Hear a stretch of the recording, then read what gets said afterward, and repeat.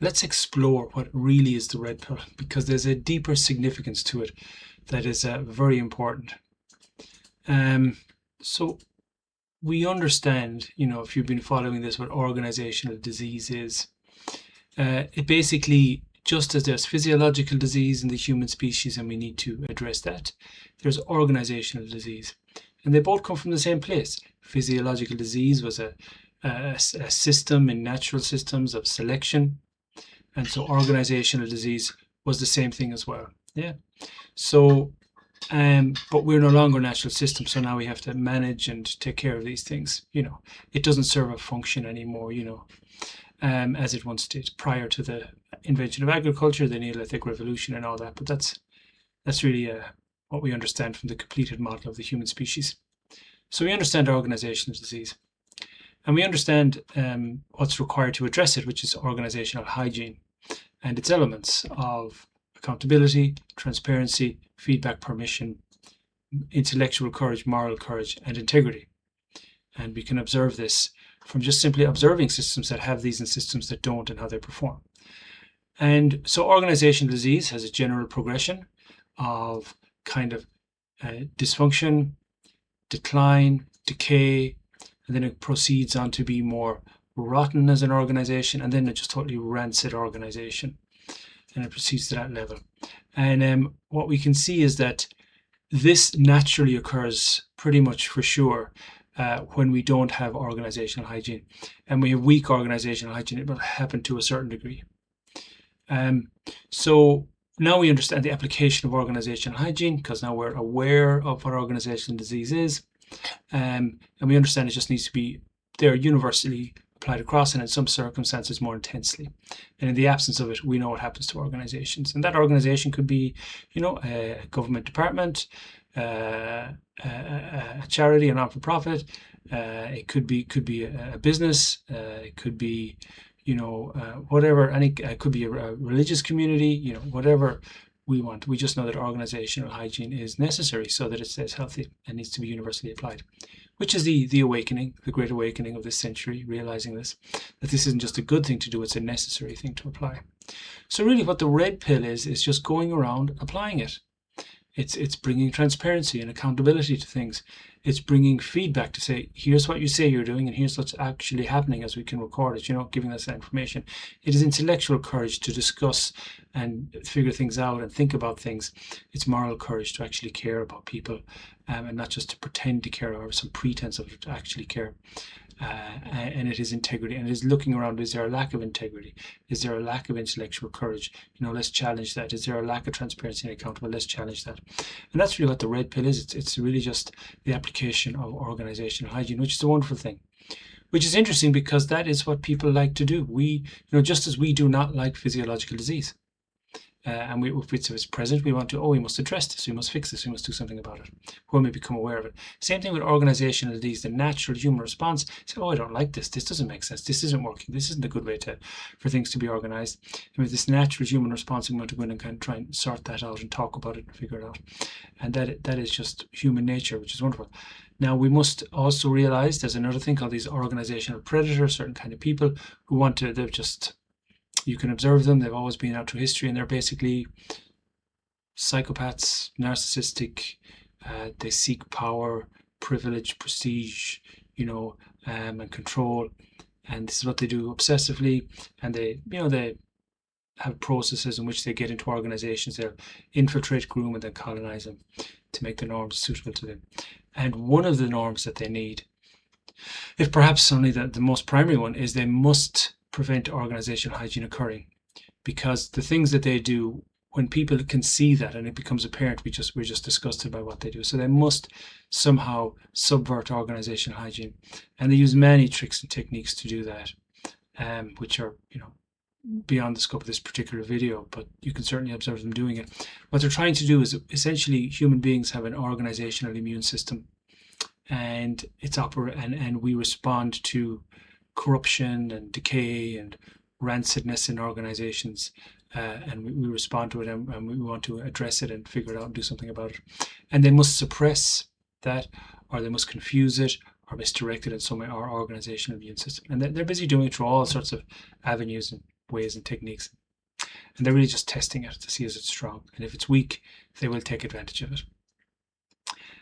So this is, in a way, a more profound understanding of what the red pill is, which I hope you think is interesting and intriguing, because I think it is wonderful. I love organizational hygiene. I love its application, and I love the fact that over maybe the next decade or two, the world is going to wake up, and we're going to realize that these things are not like good, not to be applied when things really go astray, but to be applied universally, just as a norm of how we operate and an understanding of what organizational disease is.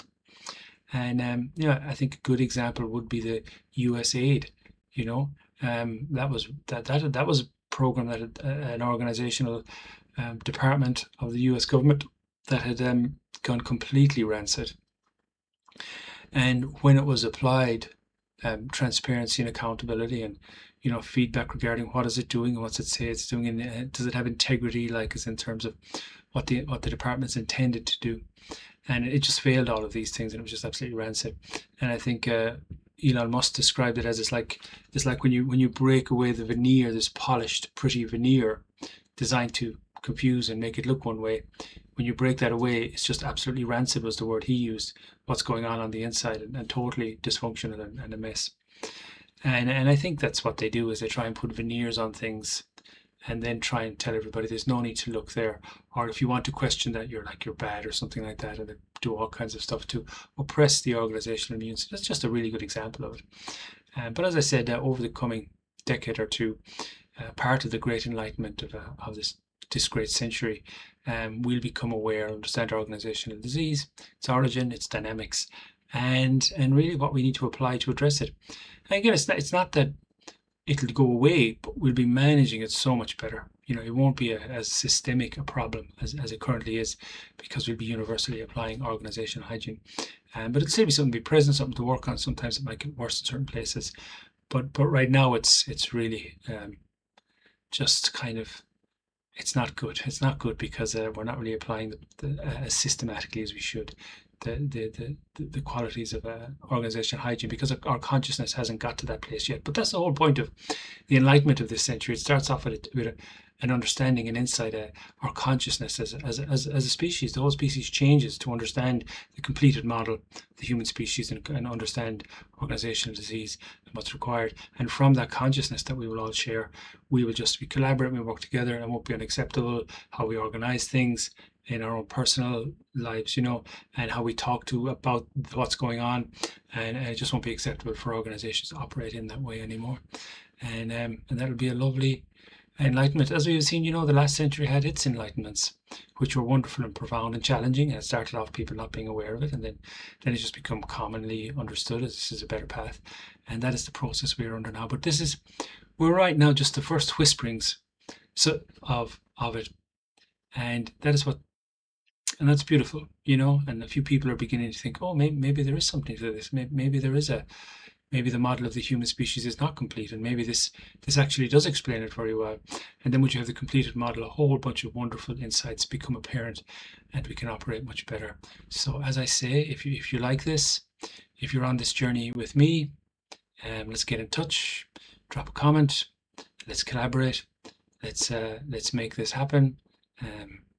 I do have a Discord community where we can chat and work together. So if you get in touch, you might be interested in that, because it's just this wonderful awakening of humankind that's going to happen in our century over the next, hopefully not too long. Hopefully the first whispers are starting now. Few people are beginning to say, oh, okay, this makes sense. This is interesting.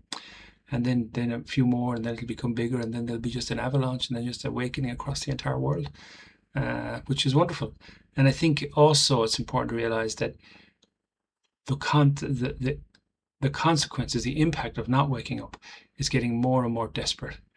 So it's like the force, the pain, the difficulty of not waking up to this is getting more intense, not realizing the nature of organizational disease and organization hygiene and so on. As one of the awakenings, there's several facets to this wonderful awakening, but the pain of not embracing it, which is good, because people are saying, okay, maybe I can really take a look, and maybe I can look at some interesting new ideas, and maybe we can, as well as there's some natural inquiring minds that are just open to this.